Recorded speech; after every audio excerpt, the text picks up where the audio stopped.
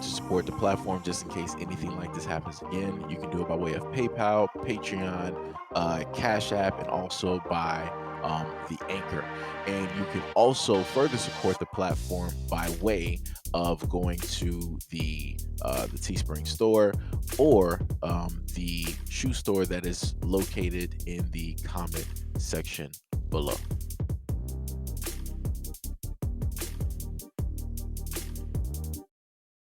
Well, investigators say video taken by a student shows the driver locking the wrists and elbows of a special needs student up in the air. They say the student was not threatening the driver in any sort of way before the incident, but he was crying out in pain while it was happening. Two longtime Seminole County School District employees now waiting for trials in connection to a child cruelty charge. Seminole County deputies say driver James Blanton twisted a nonverbal teenager's elbow and wrists high in the air behind the back while the child was strapped into his seat on a Lake Howell High School bus, a move taught at police academies for people being detained. Deputies say Blanton did it twice in the span of a few minutes without the student appearing to cause any sort of disturbance. The second time captured on video by another student and reported. Deputies say that video showed the child crying out in pain. Bus monitor Lisa Florio also arrested for not reporting suspected abuse to authorities, even though she told investigators she thought it was excessive and it was clear Blanton was causing physical pain. Blanton and Florio posted a $5,000 and $2,000 bond respectively almost immediately after being booked into jail. Neither of them opening the door to answer questions Friday. A neighbor of Blanton telling Channel 9 he is a family and church-going man, and the incident didn't sound like something he would do. I just want to put this out there real quick. I'm pretty sure God ain't trying to have nothing to do with this. As you were clearly able to see, they tried to say that, oh, well, the bus driver is a God-fearing man. He's a part of a church. He has a family too, and all these other types of. That's crazy. He literally did something incorrect. He did something that he wasn't supposed to do. And then not only that, you had a woman that was there that was body blocking and trying to protect this dude from the wrongdoing that he did. At no point in time did he have the right, or should he have ever decided to, um, hem that child up like that. If I remember correctly, he said that child has, mental disabilities. That's 1,000% ridiculous. You know how much harm mentally that you more than likely cause to that minor? It's already enough that they got to deal with a lot of things. Like some kids don't even like to be touched. And because that causes like for them, sensations are just overwhelming, right? So if you just so happen to like touch them, your energy is even near them, like it just sends them into like a chaotic mode. It's an overload for their systems. So you got kids like that, and you got a dude like this that's supposed to be monitoring those kids on a bus, and this is what he decides that he wants to do because maybe the kid was clapping, or maybe the kid might have been excited about something, or whatever it is. Like I said, it wasn't your responsibility or your right to do that.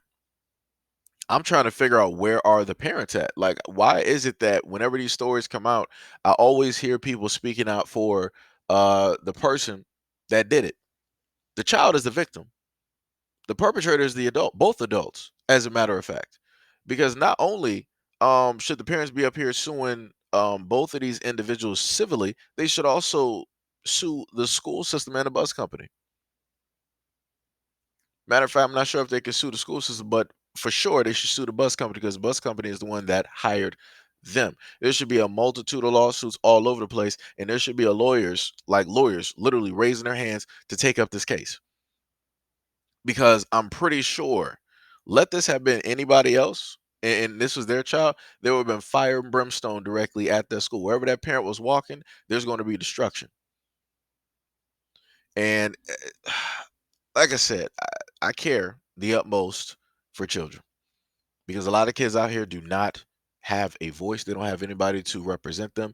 And 9 times out of 10, a lot of the things that go wrong and that happen to kids is by way of adults because adults allow it or they enable it to happen. And that is clearly both of the reasons I gave. That's exactly what happened in this story.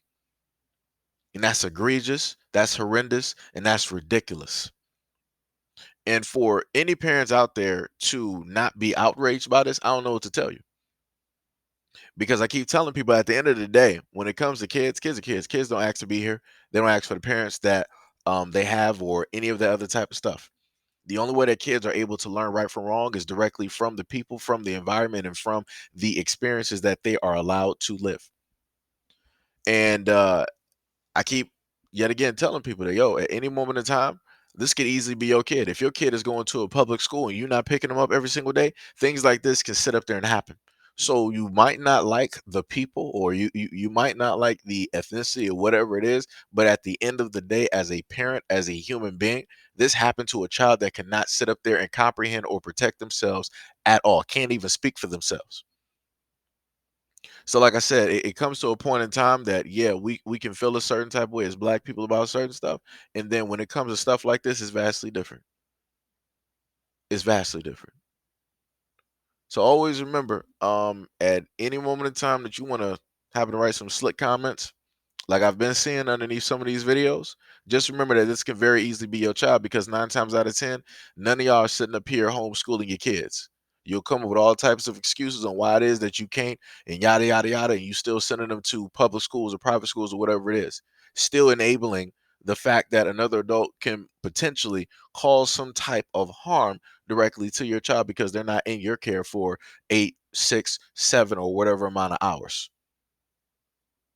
So, like I said before, man, if more adults out here would actually speak up for children and stand up for them, a lot of these things would not necessarily take place, or at least we can put a stop or try to minimize as much as possible. But it just further shows me that adults do not realistically care about kids as much as they try to posture and say that they do, by way of posting their own kids up there like, yeah, I protect kids, look at mine, da da da da, and by writing stuff in the comment section. Like I said, if you're actually about that, then you'll be stepping up a variety of ways in trying to speak for kids versus just writing comments.